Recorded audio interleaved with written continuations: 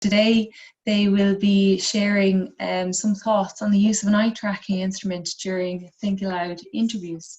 So I will invite Ginger and Megan to take over the reins and to share their screens. There you go. Okay, can you see that? That was great, Ginger. Yeah, thanks. Okay, fantastic. Thank you for that lovely introduction. I don't think you're supposed to start a talk off with tears in your eyes, but that's okay. That was so kind. So thank you. Thank you for the introduction, and I'm so honored to be here, and I appreciate the opportunity to speak with everyone today. I also want to thank Michael and Aisling for including younger scholars in each of the sessions for MISER. I think that's been a really great part of the meeting. And on that same vein, I'm really proud to be co-presenting with Megan. As Aisling said, she's a senior graduate student in my group. And I think I have to admit out front that I can take very little credit for what we're going to be talking about. And to paraphrase George Bodner, I just tried to stay out of her way. And by the way, Megan will be defending sometime this next year and is beginning to look for a postdoc position. So just FYI on that. So our goal for the talk today is to help you become familiar with cued retrospective Think Aloud as a possible method that you can include in your interview toolkit. So I'm going to start the talk and by placing this method in context with interview methods in general, and then talk about some of the things that you need to consider when deciding whether to use it. We're going to have a breakout session to help you think that through in a small group. And then Megan's going to take over and walk you through our decision-making process for the research project in which she used this method. Okay, so I want to start, and Michael, if you can get a poll going with an A, B, and C, I want to start by getting a sense for everyone's interview experience. So we'll do this quick poll, and you'll see that A, B, and C represents your experience. So just select the one that best represents your experience.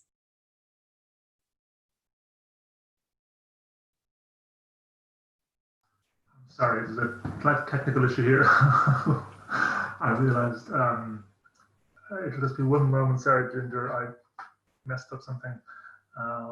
Oops. Thought I had that one logged. You just sing or something there for a moment and we'll, okay.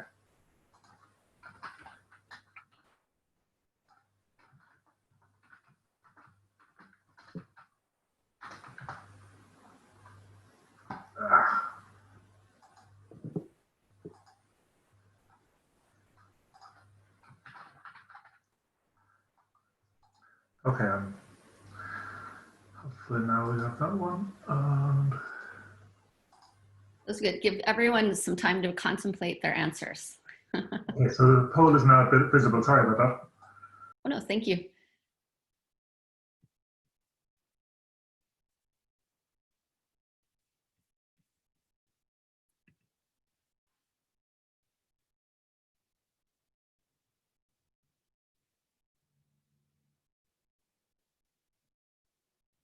So we'll just give it maybe 15 more seconds. Looks like we have 78% voted.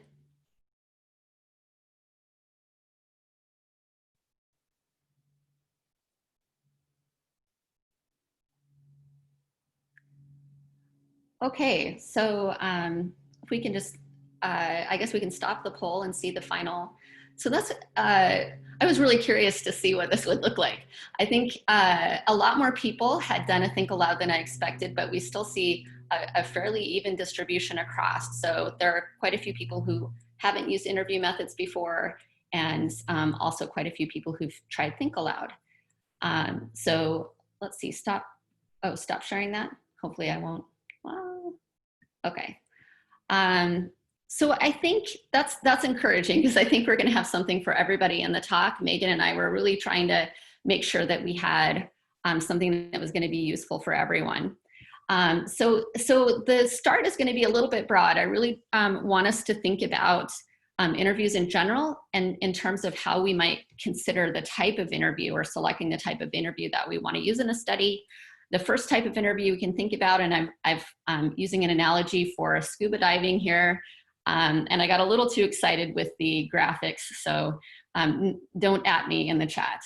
Anyways, so if we think about first general type, we can think about that as a structured interview, and some may not define it that way, but this could be a survey or a questionnaire, something like that. But the point of a structured interview is that you're using a very fixed set of questions for every participant. This is most associated with quantitative research, in which we may be testing a hypothesis and or for which we are looking at gathering specific information from a larger number of participants. In the middle, we have a semi-structured interview, and this is really probably the most common interview type outside of surveys and questionnaires, which I know we use quite a lot. And the idea here is that you may have a little broader focus. You do begin with well-formed questions that you determine or design ahead of time, but there's a lot of latitude in this style of interviewing or for pursuing what you might find interesting in the interview. So that's why it's semi-structured. And then finally, we have unstructured. And this is a style of interview I think we don't see as much in our fields. It may be more in social sciences and elsewhere. But I've seen a few articles with this. And the idea here is that you have a broader focus, mainly because you aren't sure what you're going to be interested in and what's going to be important from the start of the interview. And it's more time intensive. So you tend to have fewer participants, but you get a lot more detail and sort of rich information from those participants. So in terms of each of these types of interviews, or these general types, I guess, the main limitation here is that you're really getting at, or that isn't a limitation. In each of these, you're really getting at how someone is thinking about something, but that doesn't tell you anything about what they might do in a given situation. And so that's where Think Aloud comes in, and that's kind of what the value of Think Aloud is that it moves beyond what these other interview types would do to really combine interviewing with observation. So in this case, in this type of interview, we're somewhat changing the role of what both the participant and the interviewer will do. So the participant will do or should do most of the talking, and they're going to be prompted to describe out loud what they're doing as they complete each step of a given task.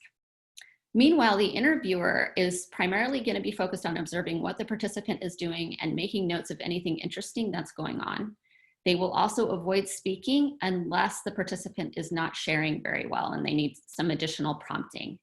And so using that combination, you can really get at pretty rich information, I think, about the actions that an individual is going to take as they accomplish a task or solve a problem.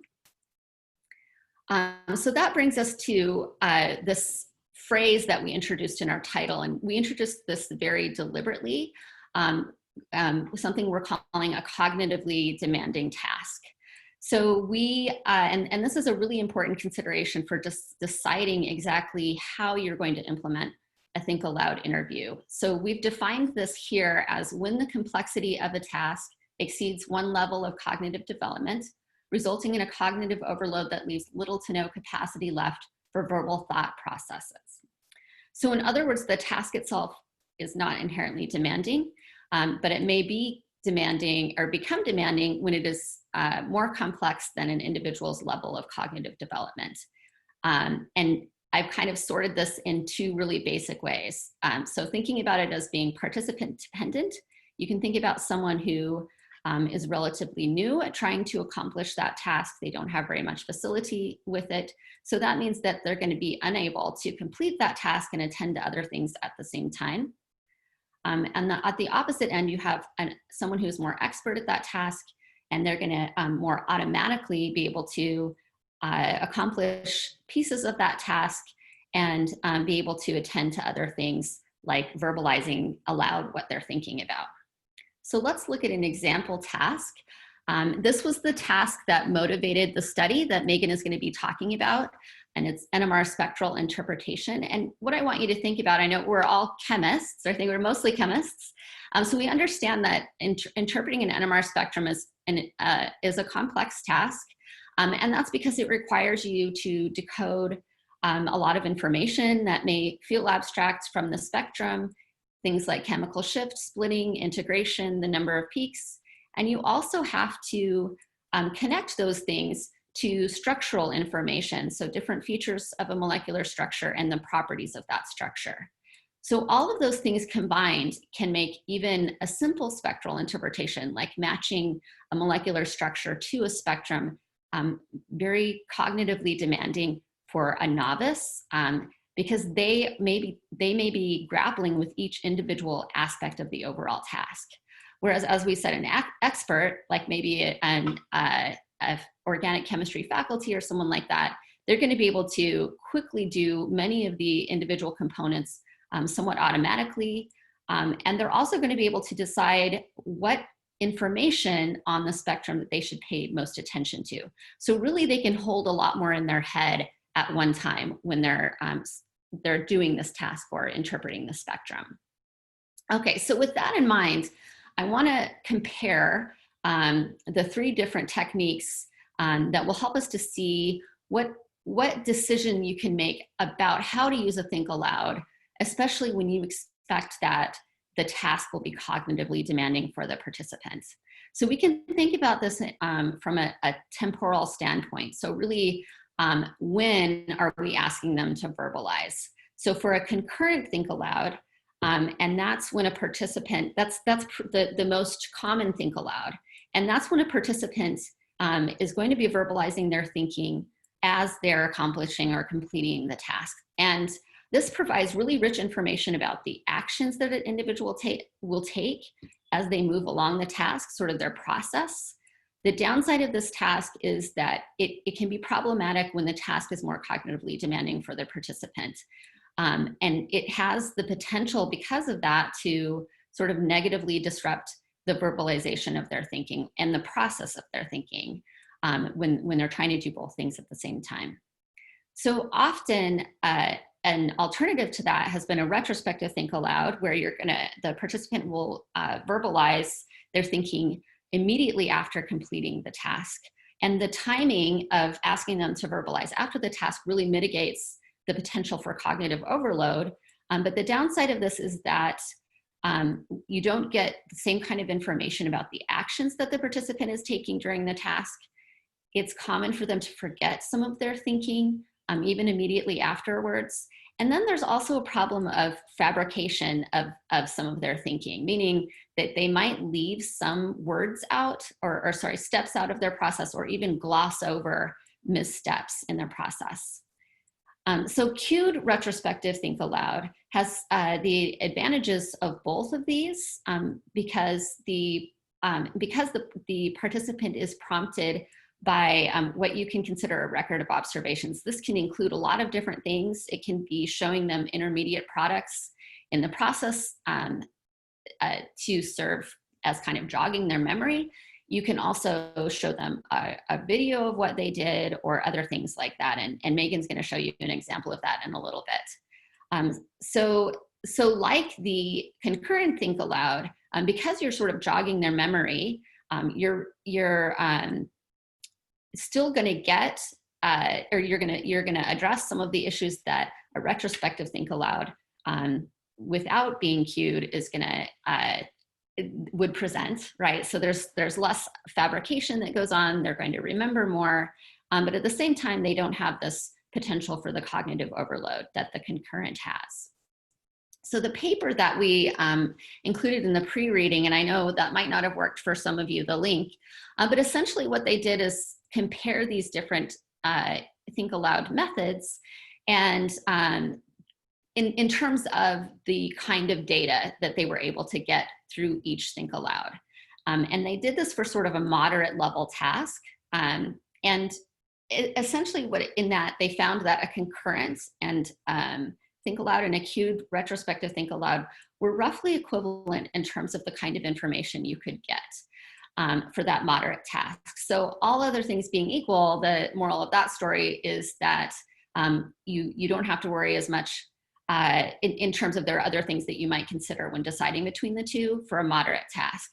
But our takeaway was that for a cognitively demanding task, you then might make the decision to use a cued retrospective think aloud.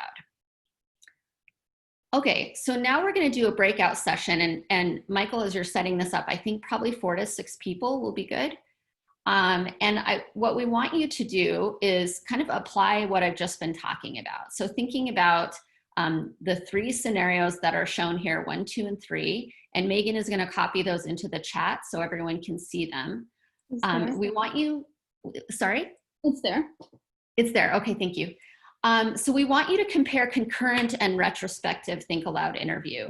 So ignore cued for the purposes of this and just compare concurrent and retrospective. And within your group, we want you to decide for each of these scenarios, which of them you think is best, and then come up with, and kind of be able to explain your reasoning to support your decision. And then identify one person to report out for your group. You're going to have about 5 minutes, and I think we're ready whenever you are, Michael. All right, so let me just, oh Lord, sorry, 39, here we go, okay. So recreate all rooms, so people should see an invitation coming now, and off you go.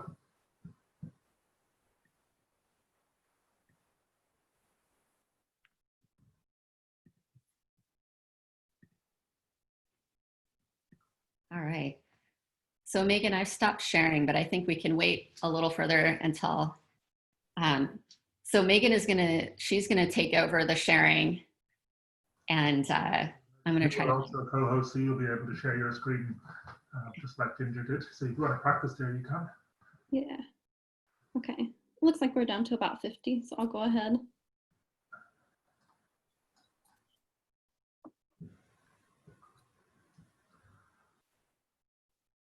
Okay. Yeah. Are we good? Yeah. Perfect. And are you able to see the chat if you need to, or? I can see it, yeah. Yeah, it's a bit weird. You have to kind of, I think if you, what's the phrase? Exit full screen. Sorry, my brain froze there. Megan, or else there's also, you might be able to get the chat to hover over your screen. So, okay. Maybe, Ginger, if you don't mind monitoring the chat, and just feel free to interrupt me if there are lots of questions. Yeah. That sounds good. Okay. Yeah, if you just want to have the report out in the chat, and then I can see what's happening in the chat, and then I'll just hand it over to you. After discussing her that. Okay, sounds good. I'm just going to check through the rooms to make sure there's at least, yeah, that's fine.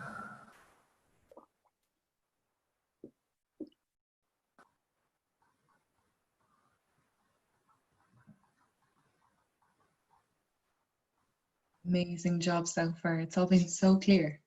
Oh, thank you. Just wait, Megan's doing all the heavy lifting for this talk. She's gonna. Hopefully it keeps remaining clear. My fingers are crossed. It will. Megan, you're the clearest, crystal clear.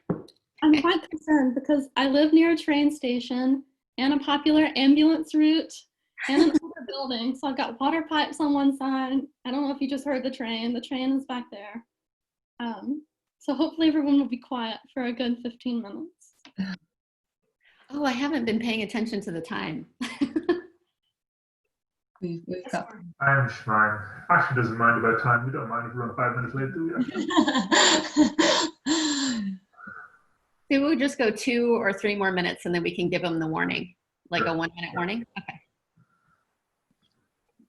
I'm always afraid, you know what I get? My dogs will bark. So Nate has taken them in the basement, which, you know, hopefully, but the other thing that happens is this neighbor, they mow their lawn. It feels like every day, exactly the most inconvenient time. So that tends to be loud. Do you know, when I was in Melbourne once, and in Ireland, we've not got a lot of trains. Like, the train system is awful. There's about 4 trains in the whole country. So we don't have a lot of trains, but I'll never forget, we were in Melbourne, and all of a sudden this train, I didn't realize we were walking right by a train track. So this train comes, and like the horn beeps or whatever, and I have never been used to anything like that before. And I swear I got the biggest fright. Like, there was 2 people, like, walking behind me, and they said they've never seen someone jump so high after such a fright. It was awful. I can still hear it. Like, I can still remember the fear. Oh. So, trains.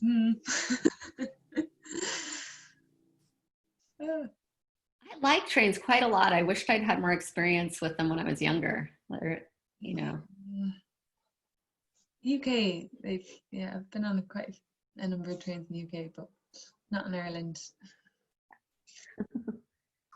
So maybe the 1 minute warning? We do that? How do I do that? Yep. I have no idea how you do it. I have no idea how you've done any of this. Just Sure, I do either, but anyway. So we've got 50 seconds, and then there will be. okay. It's interesting. You can tell. I've learned you can tell whether discussion is happening or not, because if discussion isn't happening, people rejoin the room very quickly. But if it is, they linger on for those final seconds. a lot of chat going on, I think.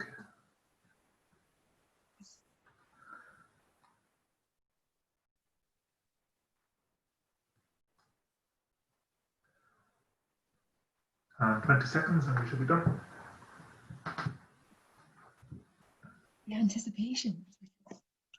They're coming.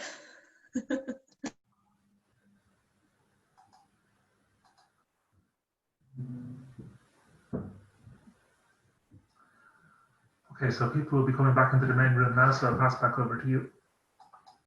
Okay, great.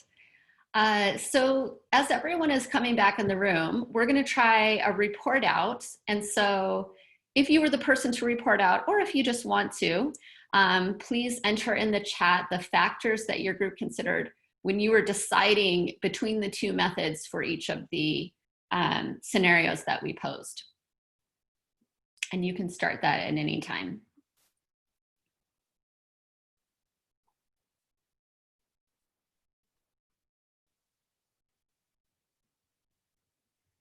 So here's from Morgan. She said, we thought about whether the task was high or low, cognitive demands, whether smaller elements they were likely to forget, whether the task was something they could cognitively pause. Well, that's an interesting one. Yeah, in terms of the timing. Concurrent would work better for the modeling exercise.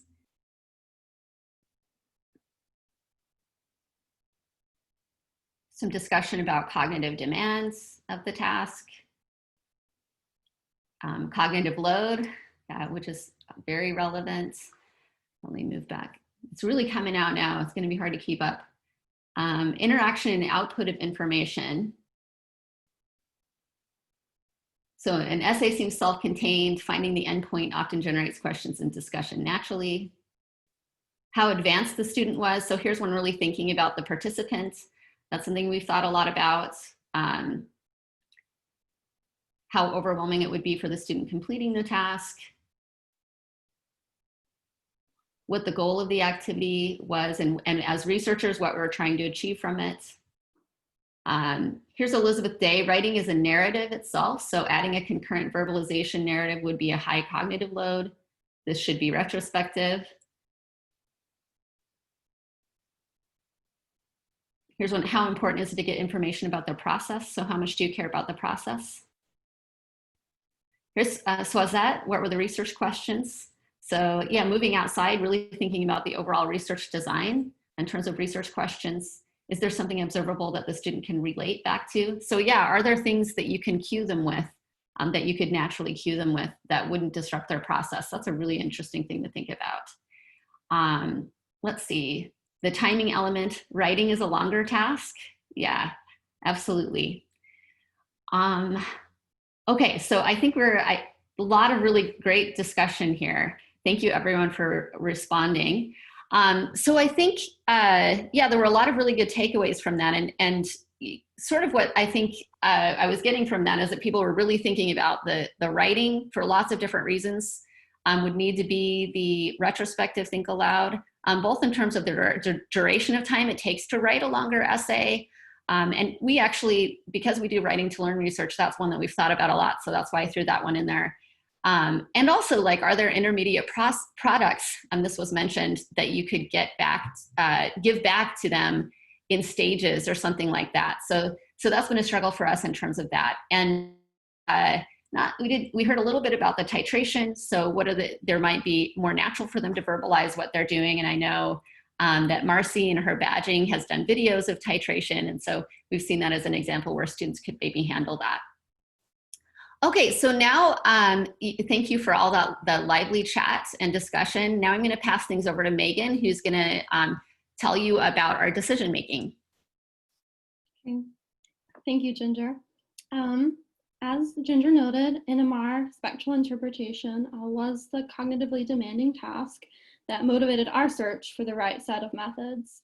And I'll provide a walkthrough of how we designed a study to capture students' thinking during this task, including how we ended up using cued RTA interviewing as our primary data collection method. So when I first began this project in my first year of graduate school, so about 4 years ago now, we had a vague idea of what we wanted to investigate. We knew we were interested in how undergraduates solve proton NMR problems. And from the literature, we hypothesized that these approaches would likely be different for successful and unsuccessful problem solvers. First year Megan did not realize that problem solving is not really a well-defined construct, and that this initial research question was pretty vague. But bear with me as I walk you all through my initial thoughts. Okay, so we kind of knew what we wanted to investigate, but we also knew that NMR spectra are some of the most common visualizations used by practicing chemists. They use them all the time in synthetic organic research, and they're essential for supporting social discourse among these individuals. We were also pretty lucky, and we already had an eye tracker, which we knew was a leading research tool for investigating the processing of visual information. So at the outset of the study, we wanted to do an eye tracking focused study that investigated undergraduates' cognitive processes during NMR problem solving. So something we anticipated would be predominantly quantitative, like a lot of other eye tracking work. Okay. So we planned for a predominantly quantitative eye tracking study, but we also knew that some of the best eye tracking studies, or the most informative eye tracking studies, are those that include supplementary qualitative data for data triangulation. In other words, if you only have eye tracking data, you don't know if someone is looking at something because they find it important or because they find it confusing. You only know what information they're processing at a given moment, for how long, and then the order that they process different information. However, if you have supplementary qualitative data, like think aloud interview data, if you see in the eye tracking data that participants are spending a lot of time processing certain information, you can then go to the supplementary interview data to see what they were doing when they were focusing for so long, if it was because they found it either confusing or important. So we knew we wanted to combine eye tracking with some form of think aloud interviewing technique so that we could engage in data triangulation. And we also knew that eye tracking allows for cued retrospective think aloud, or what I'll just refer to as cued RTA interviewing. And that's because as individuals complete a given task while we're recording their eye movements, we can then take that eye movement recording and show them after they have completed the task, everything they were looking at. And then we can ask them to verbalize in as much detail as possible everything they were looking at and thinking about. So the recording of eye movements serves as their cue during the cued RTA. So that left us with 3 think aloud interviewing techniques to choose from: the concurrent think aloud, the retrospective think aloud, and the cued RTA. And these are the pros and cons that Ginger covered earlier. So we hypothesized that interpreting these spectra would be cognitively demanding for an undergraduate study population because they are just initially learning how to engage in this practice. And we didn't want to potentially inhibit their task completion by having them concurrently verbalize all of their thoughts. We also didn't want them concurrently thinking aloud, and as a result, potentially spending additional processing time on certain information, which could distort the eye tracking data.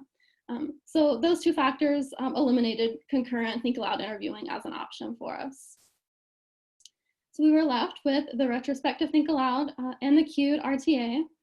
But while the qualitative data was meant to be just supplementary, we still wanted it to be as rich as possible with lots of action information so that we could effectively triangulate the eye tracking data. So ultimately that meant we went with the cued RTA over the retrospective think aloud interview, which tends to provide less of this action information. Okay, so once we decided that we would use eye tracking paired with cued RTA interviewing as our data collection methods, we then began developing NMR interpretation tasks that we would have undergraduates complete during data collection. When we designed these tasks, we knew that we would display them on a 24-inch monitor using Tobii Pro Studio, which is just popular eye tracking software. And here's the eye tracker on this 24-inch monitor. It sits at the bottom of a screen, so it's pretty discreet and non-invasive, so participants can complete tasks naturally without feeling like they're being watched. Some of the older eye tracking hardware had people place their chin on a little stand and sit very still. That's not the case for this. You can like freely move around within reason. So we also knew that we needed to design tasks that undergraduates can complete without the need to make notes or annotations. That's because we're collecting eye tracking data. We need their eyes to be on the screen most of the time. Lastly, we knew that with Tobii Pro Studio, participants could use the arrow keys on the keyboard to move back and forth between pages on a given task. So we knew that if necessary, we could design tasks that were multiple pages. Okay, so with these considerations in mind, we developed 3 tasks that incorporated literature on the daily problems encountered by practicing chemists. All of these tasks had the same format, with a prompt describing that chemists attempted to synthesize a molecule and then analyze their final product spectroscopically. The prompt then asked participants if the synthesis was successful based on the spectroscopic data of the final product, so an IR and a proton NMR spectrum. And participants could respond as yes, the synthesis was successful, no, it was not, or there's not enough information to tell. And although we were interested in NMR, we ended up including IR spectra in each task in order to increase their authenticity. And that's because chemists often use multiple sources of spectroscopic data when they're determining chemical identity. So we also interviewed faculty members beforehand to identify spectral features that often create difficulty for students. We wanted to incorporate some of these so that the task wouldn't just be way too easy for this study population.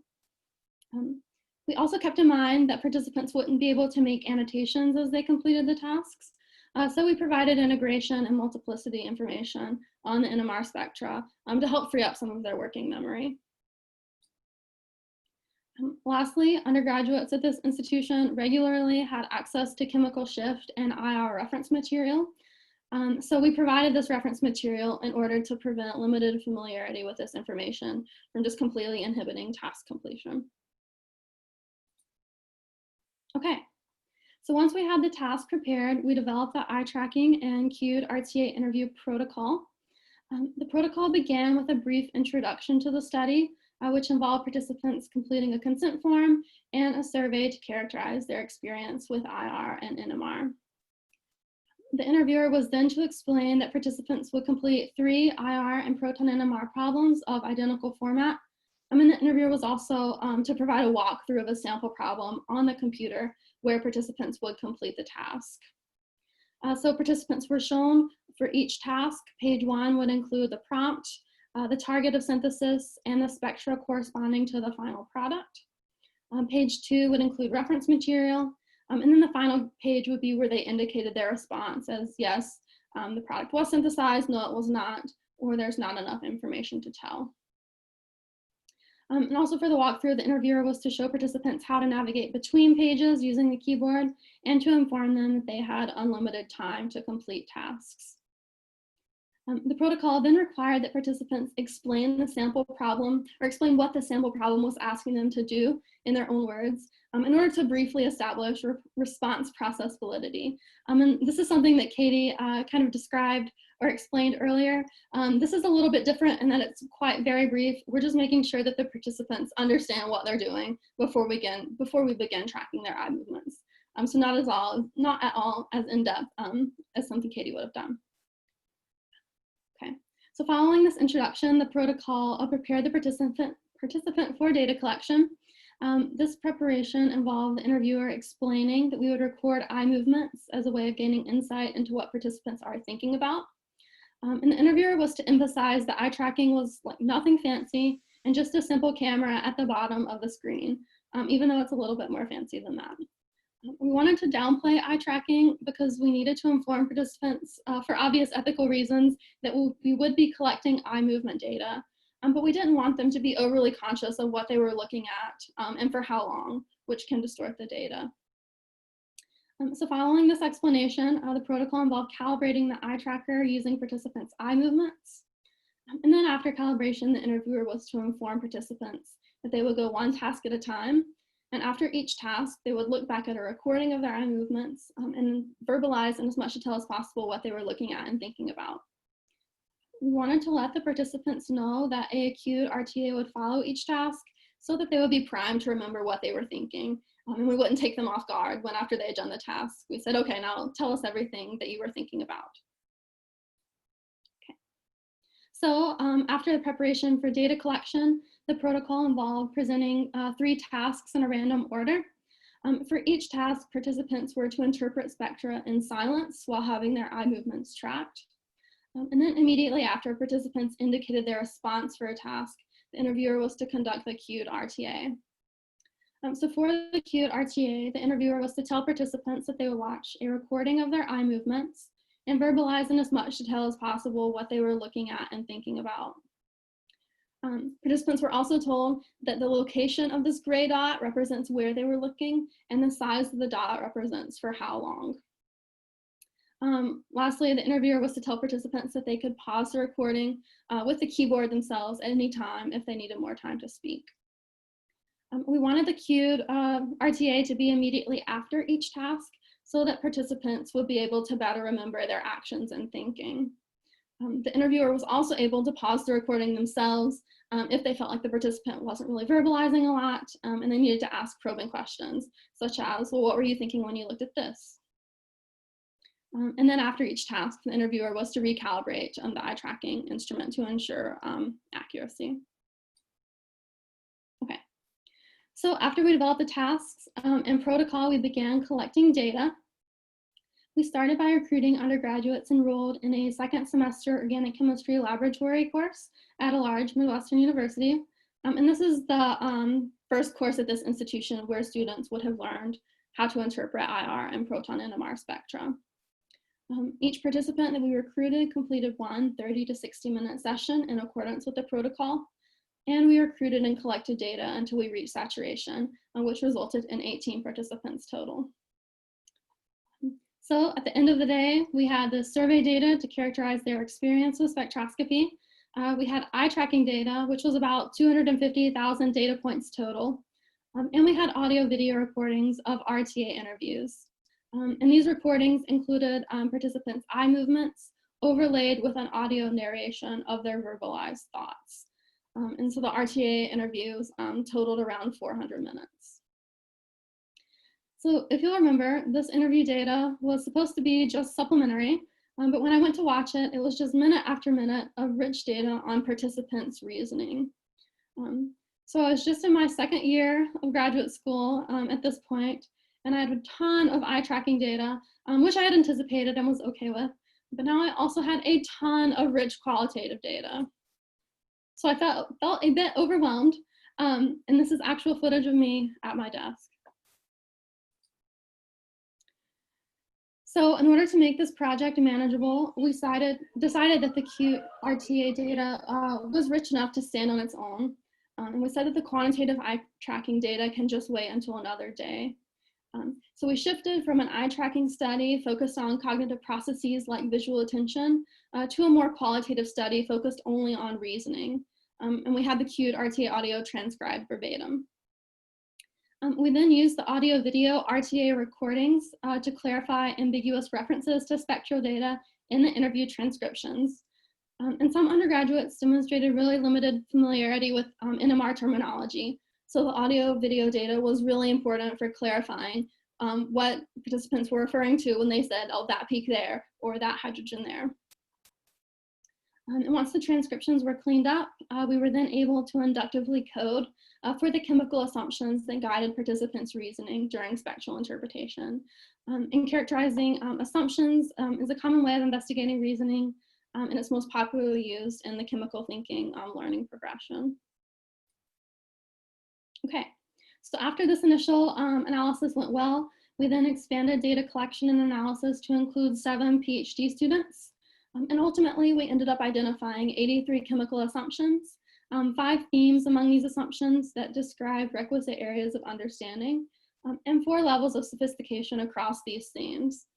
And I wanted to show you all these results, not to dig too deeply into them, partially because they're still under review, but mainly because I just wanted to illustrate the significant amount of insight into reasoning that cued RTA interviewing afforded. And with that, I will hand everything back over to Ginger.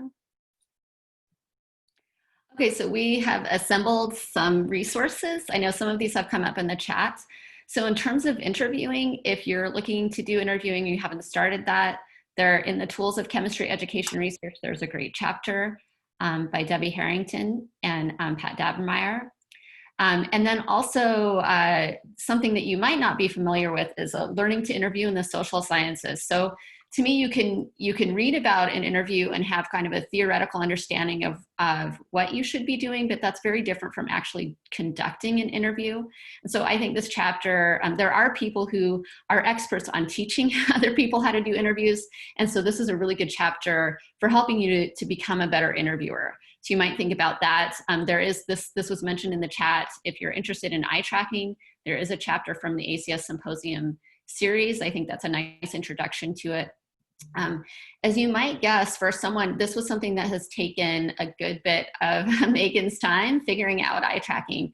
It's not necessarily a tool that you can pick up super easily. So, you know, there are options. If you really want to use eye tracking, you might see if someone else in your institution uses it and would be interested in collaborating with you. We had a lot of support from people, not only at Michigan, but we also, Megan went on some field trips to learn about eye tracking that were helpful. But, you know, eye tracking, you can do a cued retrospective think aloud with a lot of other kinds of technologies. So video or audio, you can do kind of a keystroke playback if it's short amounts of text. A lot of people have tried live scribe pens, and then good old fashioned pen and paper works as well. So those are some things that you can use. Okay, and then Megan, if you want to finish up for us. Yeah, Ginger and I would like to thank the Shultz group in their entirety for helping us with this project.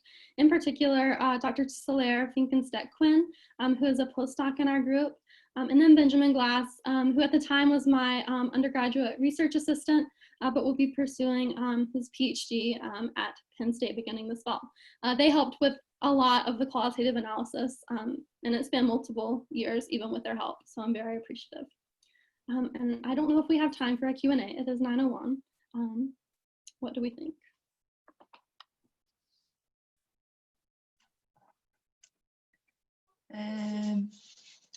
Thank you so much, Ginger, and thank you so much, Megan. That was really informative and really useful, and so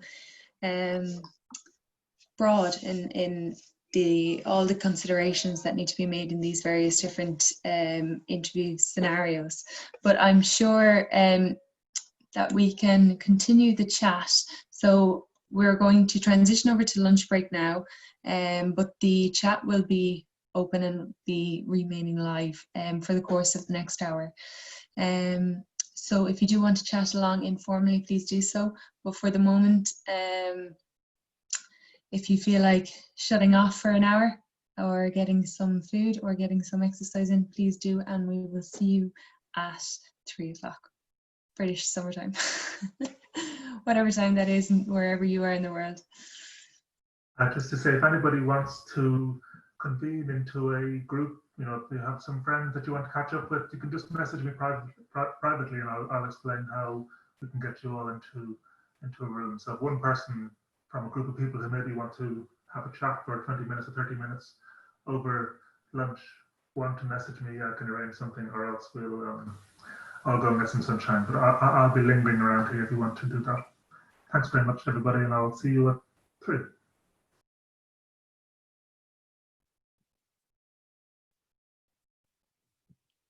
Hey Megan, there were a couple of questions in the chat. If you wanna skim back through, there might be some that we can. There were a couple I wanted to save for you because they were really detailed. Let me see if I can.